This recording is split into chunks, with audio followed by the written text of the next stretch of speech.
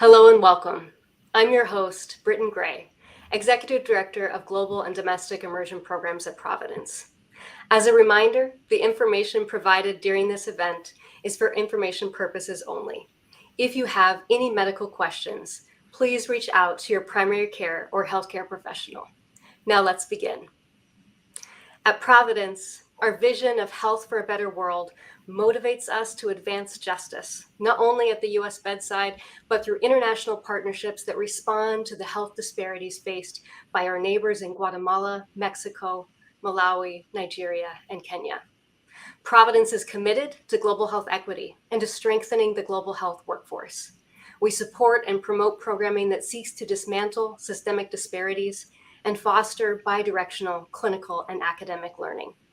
Today, we are thrilled to spotlight frontline physicians growing the specialty of family medicine in Malawi. And joining me during this live event are Carrie Schoenwald, Program Director of Global Programs at Providence, and Dr. Charles Hassan and Dr. Amos Milosi, both of whom are Senior Family Medicine Registrars at the Kamuzu University of Health Sciences in Malawi. As we open this conversation and discuss the impact of partnership, I'd love for us to set the tone and grounding by hearing first about the health context in Malawi and how family medicine addresses challenges faced in the field. And so for this, I'd love to go to you, Dr. Hassan. Would you please share with us and our listeners about what some of the biggest health issues are in Malawi and what growing the specialty of family medicine means for increasing access to quality care? Thank you very much for this chance so that we can discuss really and let people know what are the issues that we're really facing in Malawi as a country. Just background, Malawi is located in the southern part of Africa, and we have more than 17 million people. And to be specific, where we are training, the Mangoji district, we serve more than 1.3 million people. And the majority of them who, like 80% of Malawians, they are living in the rural setting. Saying that, we have a lot of the problems as far as medical problems are concerned. Most of them are the infectious disease. Of course, recently there is a surge in the number of the non-communicable diseases in the country as well. So yes, we are being faced by the non-communicable diseases, also the communicable diseases that we already have as a problem is known worldwide. Another problem that I can highlight is the system problem, where we don't really understand what primary health care is. And coming in with family medicine, I think, is the one that is now unveiling this problem that we have in Malawi as a country. Remember, 80% of them are living in the rural setting. So, and it's where primary health care really is needed as far as Malawi as a country is concerned. So, coming to the second bit of the question, family medicine, we started a decade ago. Seeing it growing as a department and the impact that it is showing at Mangoji as a district, it is satisfying to us as clinicians and registrars, because back in the days, district hospitals were being run by clinical officers who only have 3 years of training.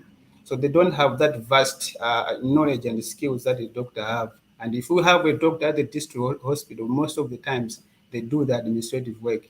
So having a family physician at the district hospital, he does not only the administrative part of the job, also lends the clinical knowledge to the clinical officers that are there at the district, and also exposing the community-oriented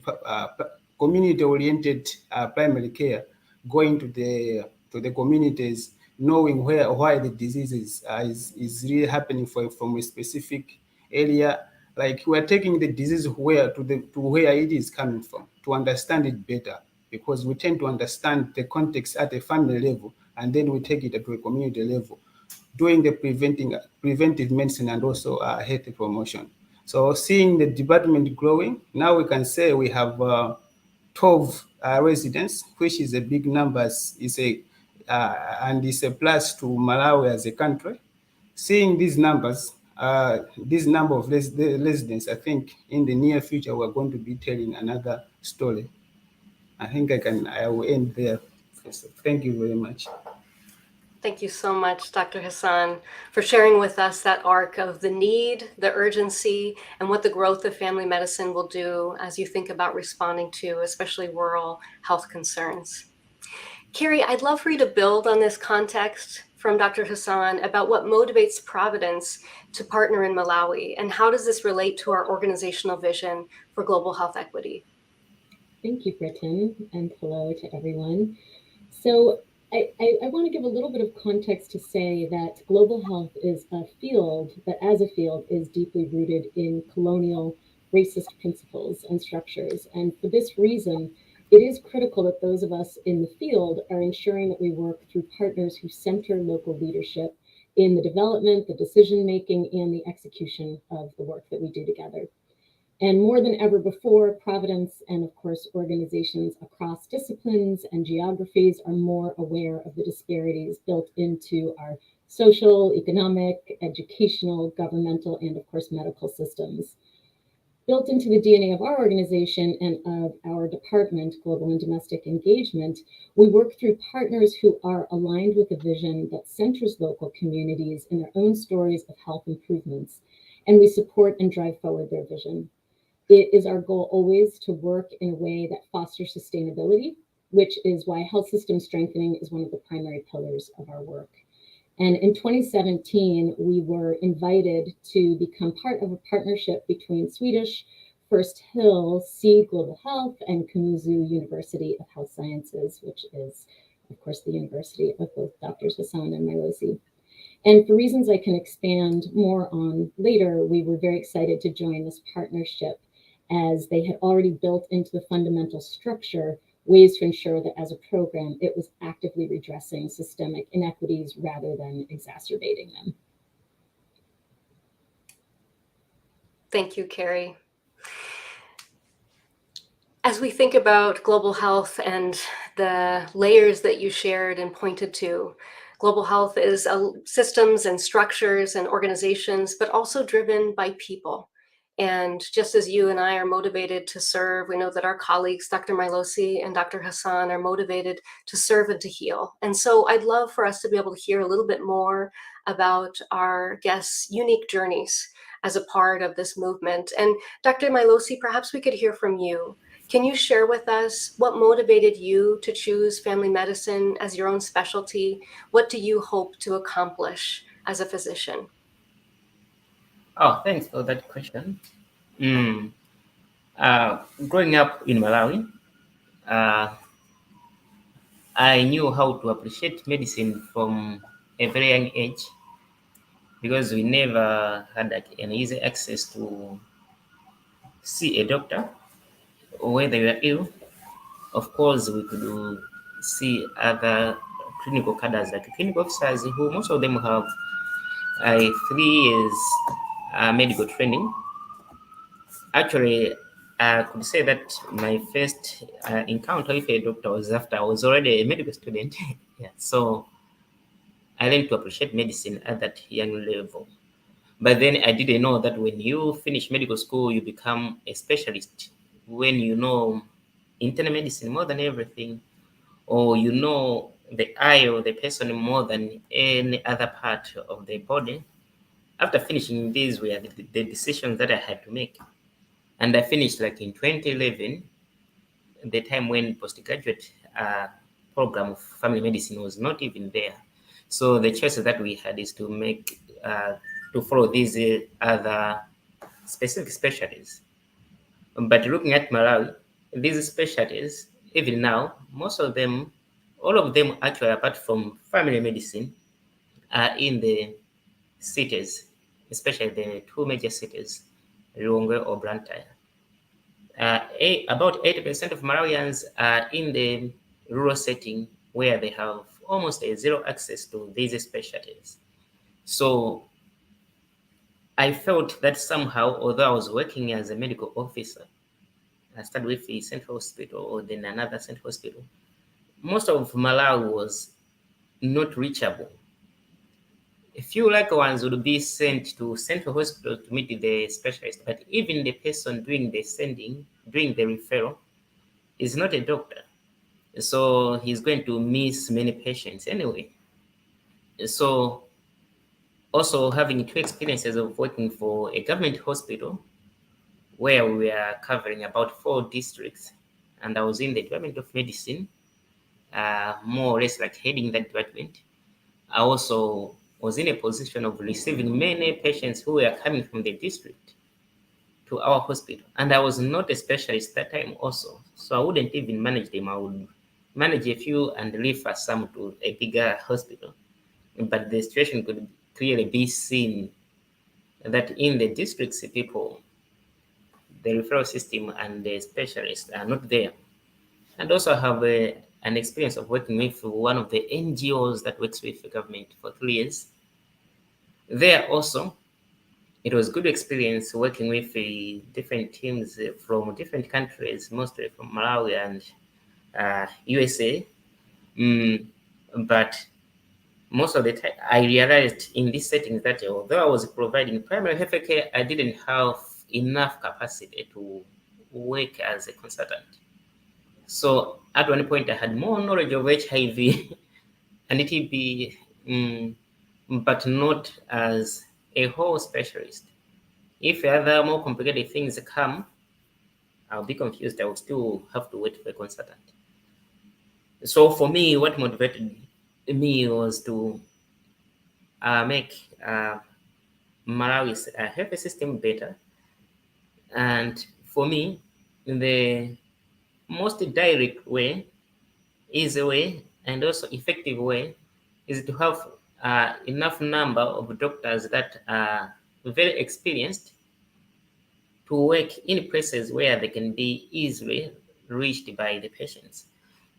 And in Malawi, where about 80% of people are in the rural settings, it's only a family physician who is willing. He's the only person who is willing to be in those settings.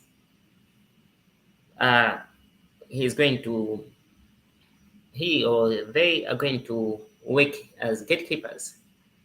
They may not be as experienced as a surgeon or ophthalmologist in town, but they're going to make sure that the only patient who is going to be referred to central hospital really needs that referral. And most of the people in Malawi are going to have easy access to family medicine. So somehow that's how I chose the path. And thanks that now it's about more than 8 years that the program started. So I took that opportunity and joined the program. Well, thank you so much for sharing your phenomenal journey and the different aspects of what motivated you, your discovery along the way that led you to family medicine. And so far in this conversation, I think we've gotten a great foundation of thinking about concerns and considerations in Malawi from Dr. Hassan. Carrie, of course, bringing in Providence's motivation, what integrates us in thinking about partnership in Malawi. And then from you, Dr. Milosi, your personal journey, that personal story. I'd love to continue along your personal experiences as we think about some of the impact of what's happened just over the past 6 weeks. Currently, you're in Seattle participating in the Global Health Collaboratory, and this is a key part of our exchange work as a part of this programming during your time in the US. You have done so many things. You've presented at the American Academy for Family Medicine FMX conference on the context of family medicine in Malawi. You've completed a Global Health Leadership Certificate course at the University of Washington, and you've also done about 6 weeks of observational clinical rotations at Providence, Swedish. So I know it has been a packed time that you've been here, but I'd love to hear from both of you. How has your experience in the US impacted you? What experiences have been most enriching, and how is that going to impact the care you offer at home? Thank you very much. The trip to US, thanks to Providence, Swedish, and also Kelly, Dr. Anna inclusive. I think trips like this needs to continue happening. I will just describe our visit here in BIS, and Dr. Amos is going to continue and take it from the thing that I forgot. During the first week, we were like exposed to the inpatient, because as family medicine physicians, we don't only do the outpatient, we also do inpatient. So it was we felt very lucky to see the things that we only see in the books. We're exposed to that advanced medicine, something we never thought it could really happen as far as health service delivery is concerned. We have different epidemiologies. We also tend to experience that, because back home, most of the diseases that we see are the communicable diseases, the communicable diseases, the TBs, HIV, the malaria, something that is not prevalent here. And also we had the chance to share on how we handle diseases like this to our fellow residents here. We saw how how patients have access to CT scans here, MRIs, which is an experience that we can never get it anywhere else. We have also seen the tests that we only hear about. We hear from our consultants saying, okay, we have this test which can make a difference, but we managed to see them also here. Also learned that medicine can also be delivered, not like inpatient. We don't need a patient to come to you for you to deliver to deliver services. You can do it on the phone. Something that we have been thinking of, maybe in the coming years we may also implement it back home. You can also do a virtual because some of the patients, for example, you see a patient in the hypertensive clinic, they come just for follow-up, just to see how their blood pressures are, but they can get that blood pressure checked at a health center, and you make a phone call just to follow up how the blood pressures are. Something that we can do back home, looking at the socioeconomic status of most of our patients in the rural setting. Transport is a problem, so I think it's something that we are thinking of implementing back home. Also had an experience in the community work that the residents here does. Of course, we have our COPC, the community-oriented primary care back home, but we tend to experience how it is done in US. So we also tend to see, okay, where we can improve and where what we can do more to make the community services, the home visits better than we do it back home. So it has been quite an experience. I think Dr. Amos can also add, but really we really enjoyed the time here, and we appreciate all things that you have given us here. Yeah, so it has been a very good experience, as Hassan is saying. Because although it's family medicine, but we are coming from marine program was different from USA program, because it's targeting two different, not just geographically different, but also culture, availability of resources, human and other things, and also even epidemiology of the disease. So, for example, in Malawi, we see more of HIV, NCDs, TB, and others, many infectious diseases and other tropical medicines, and sometimes diseases, and sometimes even the diseases associated with poverty, like malnutrition. Would be lagging behind in things like substance abuse. Most of the diseases that come with old age, because here people have a higher life expectancy. We also don't have things like nursing homes where we can go and appreciate how geriatric medicine is practiced. We don't have things that target like minority groups, like things like LGBTQI is something that is there in Malawi, but it's not talked about. So you cannot have experiences as a family physicians to how to approach these communities or different people. And so all in all, it was that we brought some things, but we also learned many things that can be used or adapted back home. Even attending some of the ward rounds, since patients may be a bit fewer here, maybe you may have like 20 patients and doing the ward round, and the way the patients are discussed is more thorough, and also the availability of the investigations and good human resource is different if you compare it coming from a setting where you have to see 50 patients in a day and you don't have resources, and maybe the availability of supervisors is not there. Sometimes the sharing of the knowledge may not be that adequate. So we have gained a lot by just having this trip coming here. Also, on the global health, today it was one of the climax actually, because we are just coming from Bill and Melinda Gates organization.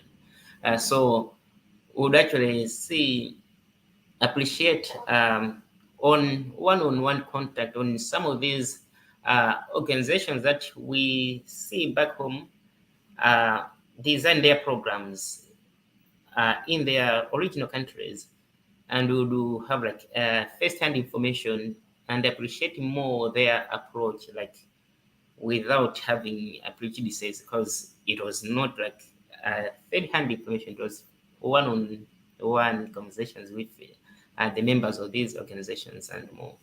So it was a good trip.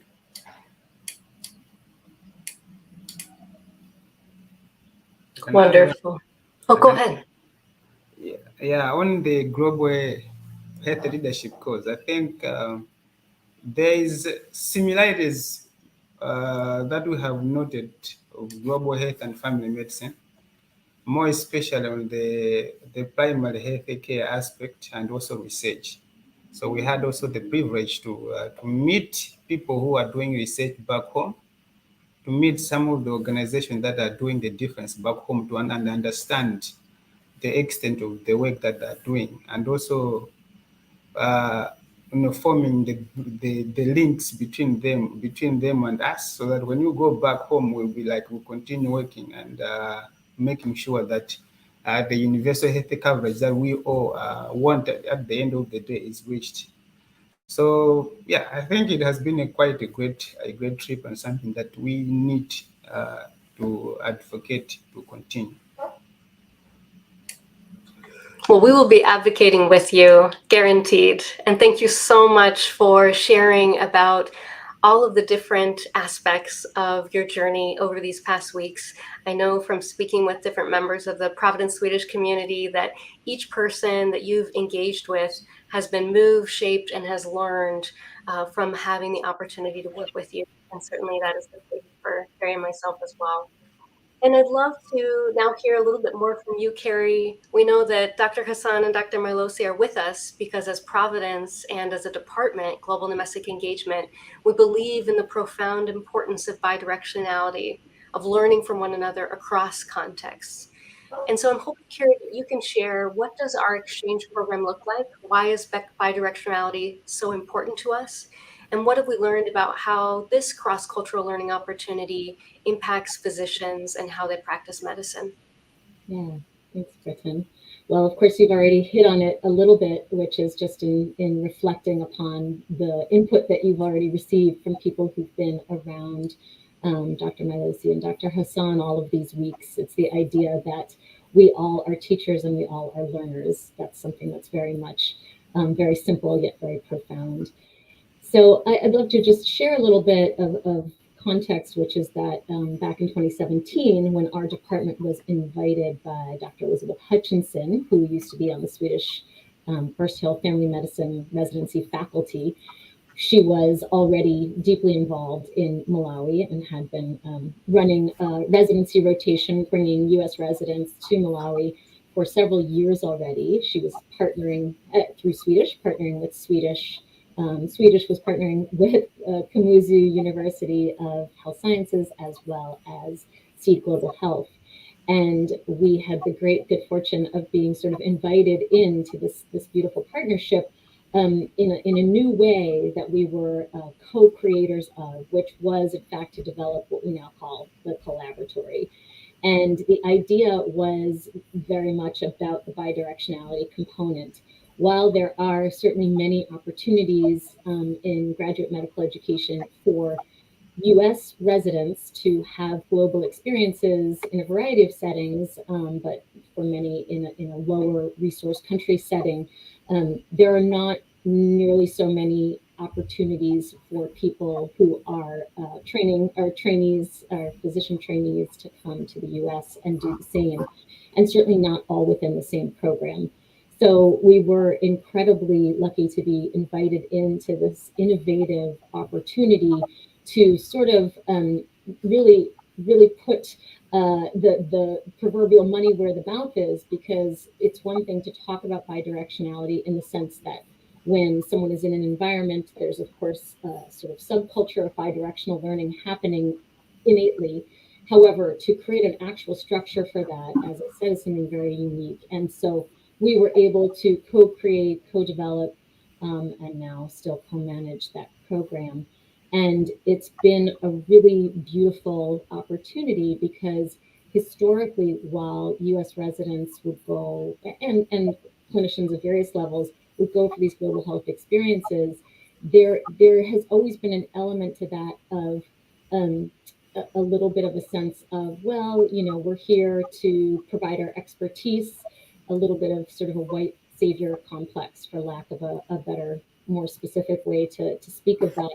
And the reality is that once a resident from another, or any clinician from another country, is on the ground in a new environment, they actually need a lot of training to understand the context that they're in, as well as really being able to and I hope nobody else hears children running in the background as I do in my own house. So sorry in advance if that's happening.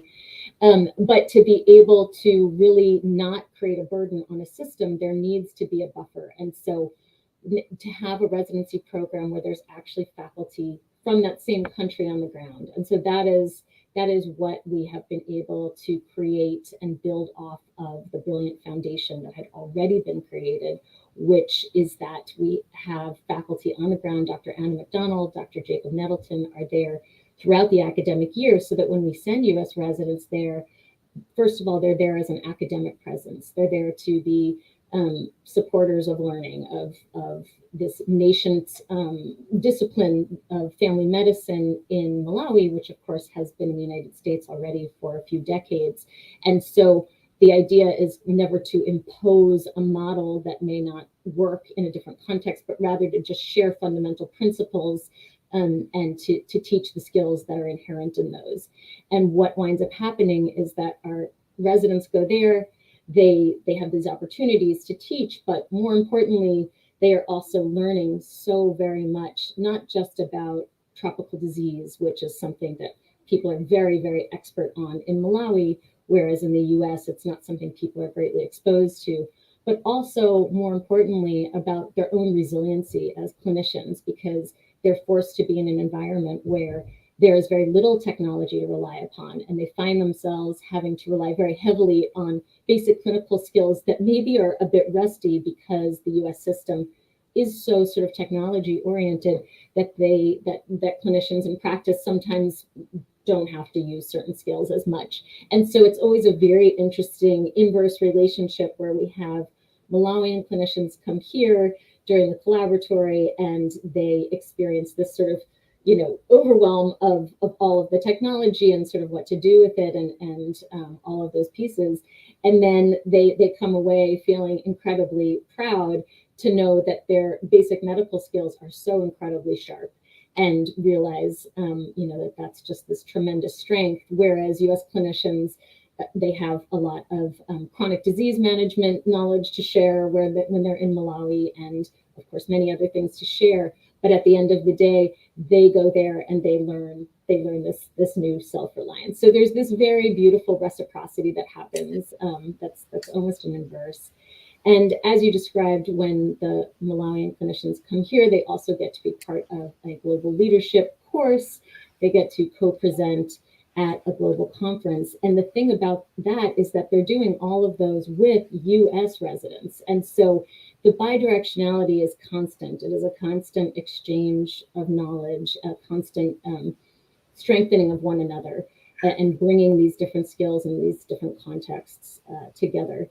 And the universal themes, I think, which I've hit on a little bit, but in a nutshell, it's that teachers learn and students teach, and the cultural context in which you're practicing is very critical knowledge to have. And without it, you just simply can't be as effective. And that technology can be a tremendous aid, but at the same time, dependency upon it can be detrimental if you find that you might be in a situation where you no longer have it accessible.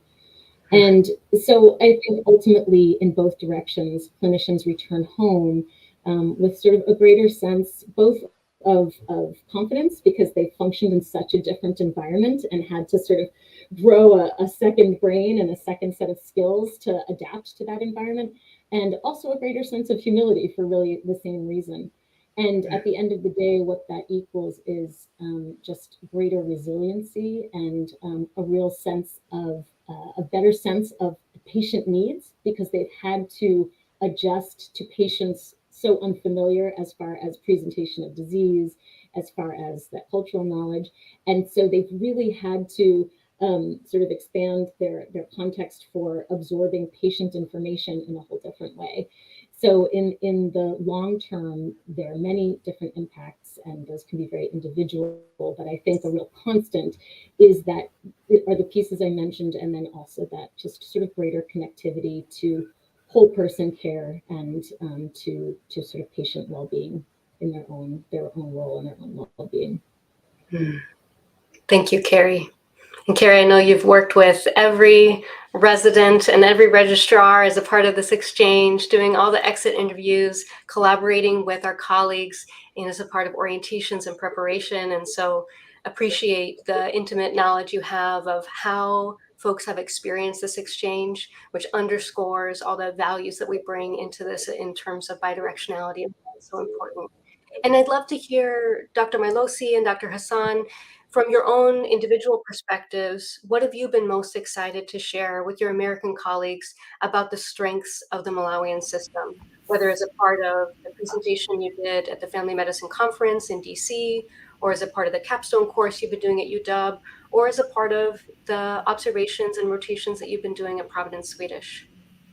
Yeah, we've been very interactive with the residents and also supervisors here. Most of the handovers, whenever there was an infectious case like TB and other things, we did not wait for CT scan and other things. So, of course, they were done, but we had more practical and knowledge from just examination, taking the history and everything to come up with a diagnosis, because more than 70% of the times that's what we'll do back home. So our examination skills, bedside examination skills, sometimes they may outsmart the investigations because we don't have investigations in those settings. So we are able to share in that aspect. And also we use the same system as family physicians, psychosocial model, where we are treating the patient as the whole.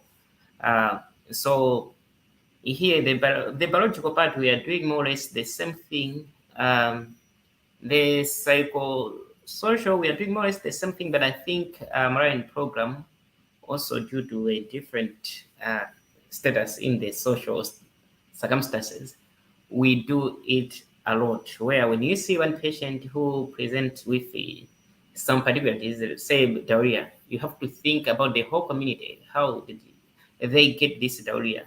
Was it something? So it becomes like a community health program when you are seeing a patient in the clinic because of the setting. So I think we're also able to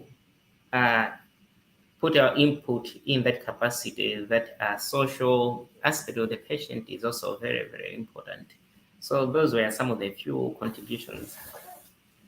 Yeah, just to add, we also made some presentations, like we presented on TB and how it presents to somebody who is having HIV, and how we approach it management-wise back home. So I think it's something that also they appreciated, and they had to feel how we do the infectious disease as far as TB and HIV medicine is concerned back home. And also next week we're scheduled also to teach on HIV in general, HIV care. So we're also going to impact that way. And also the presentation that we had in DC also presented it here. So they had a view on how Malawi family medicine is and where we are coming from, plus what impacts have we been doing so far. So in addition to the clinical knowledge that we have been sharing, so it's not like we are teaching them, but we are sharing because the settings are different. So they had to chip in when they feel like, okay, these are technology-wise, we do this, and also we had to chip in our physical examination and history skills that we acquire back home. So I think in the summer, in those areas is when we have benefited and also rendered the information here to the residents. Just to add a bit, we've been trying to emphasize that it's not very different, but I think where there is our major difference between family medicine in Malawi and USA, because of our differences in financial status.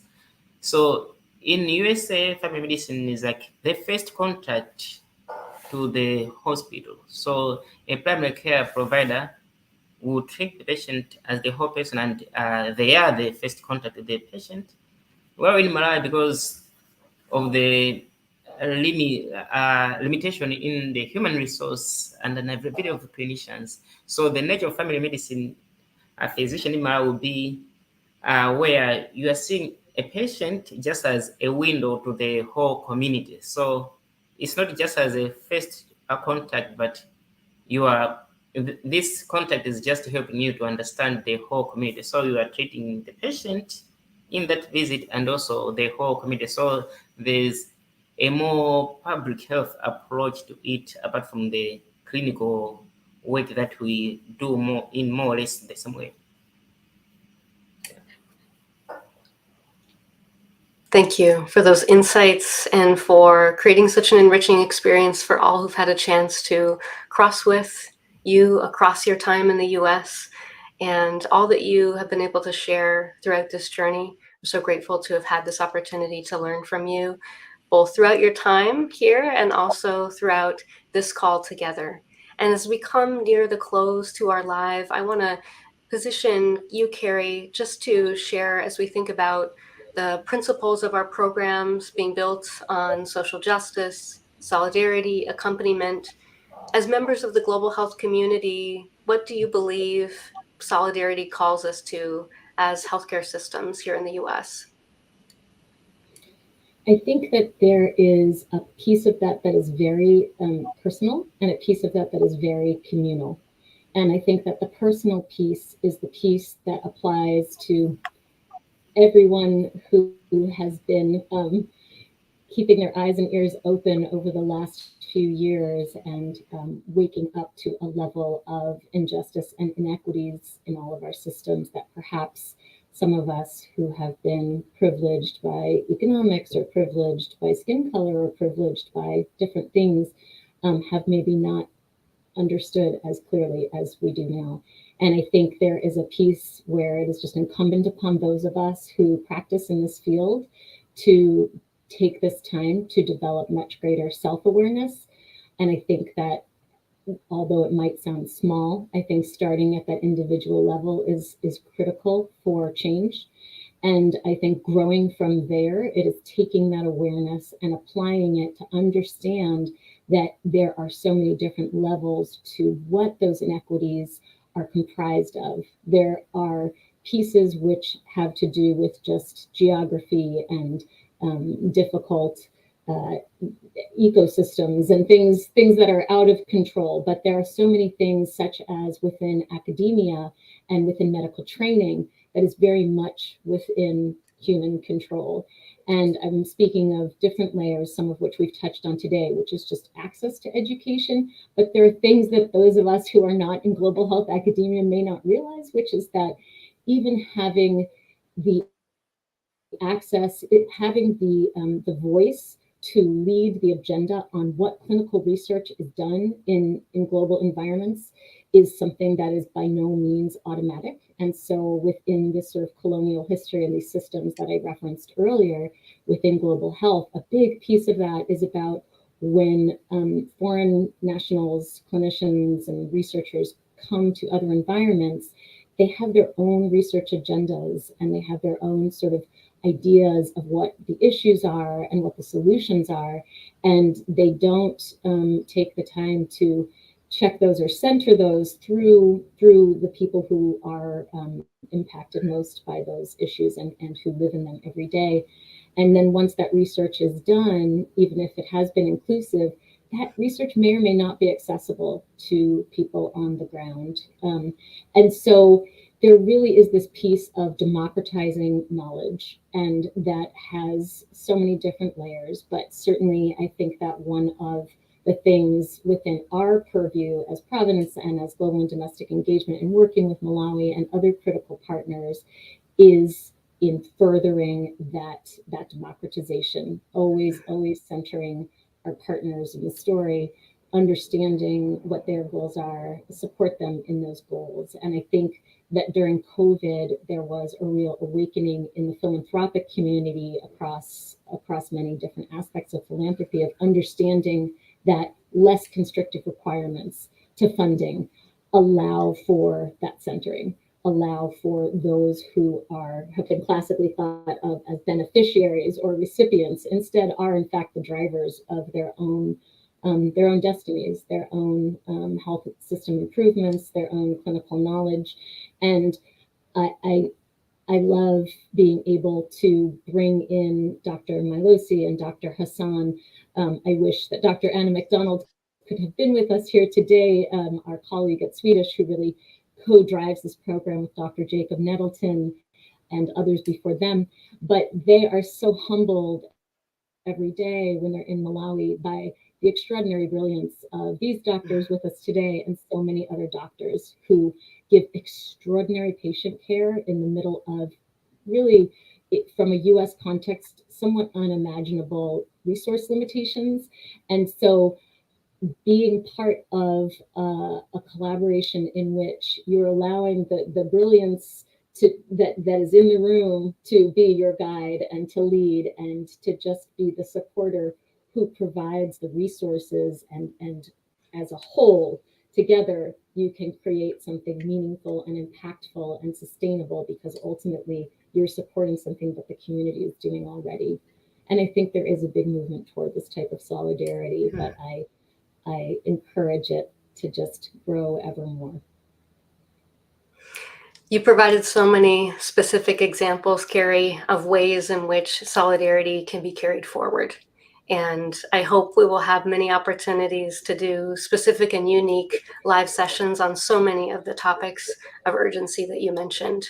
And to zoom us out as we come to a close in this time together, I think we can affirm with one another that global solidarity and global citizenship carry us as organizations and as people of goodwill to build a better world. And today we've shared about one unique Providence program that seeks to advance global health equity. We've examined different layers of personal experience, of structural inequities that we're working to redress. But we know much work is yet ahead. And so I think the question remains for all of us on this call and our listeners of what more can we do together? And I want to thank Dr. Hassan, Dr. Milosi, Carrie for joining us today, and to everyone who gets a chance to listen. And if folks would like to learn more about our initiatives, our programs, our services, ways to give, or if you're looking for help or medical advice, you can visit providence.org. And please make sure to follow us on social media at Providence on Twitter and at Providence Health System on LinkedIn, Facebook, and Instagram. Thank you so much.